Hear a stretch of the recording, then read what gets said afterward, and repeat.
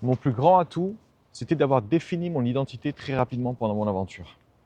En fait, le gros problème qu'ont les gens quand ils vont se lancer dans un objectif ambitieux, c'est que quand ils vont échouer, ils vont en fait utiliser la personne qu'ils sont aujourd'hui pour savoir, pour déterminer comment ils devraient se sentir.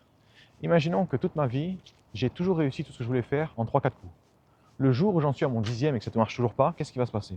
Je vais commencer à douter, je vais commencer à me dire que c'est pas possible, je vais commencer à me dire que c'est trop difficile, je vais commencer même à me dire peut-être que je devrais abandonner. Mais voilà, quand j'ai défini mon identité, j'ai décidé très clairement que je voulais être le genre de type à ne jamais abandonner. Alors que quand j'étais à mon 10e essai, tout ce que je me suis dit en fait c'est pas grave, j'ai à peine de m'échauffer, c'est difficile, c'est normal, et je peux tracer. Par contre, quand j'ai décidé d'adopter ma nouvelle identité, j'ai vu un truc aussi, c'est que les gens autour de moi, le reste du monde, n'étaient pas d'accord avec ma nouvelle identité. Ils me disaient, t'as pas le droit de te dire ça, t'as pas le droit de continuer comme si de rien n'était. Là, tu es dans le déni, tu ne regardes pas la réalité en face. Mais en fait, quand vous regardez les gens qui ont réussi à faire des choses incroyables dans ce monde, ils étaient tous dans le déni.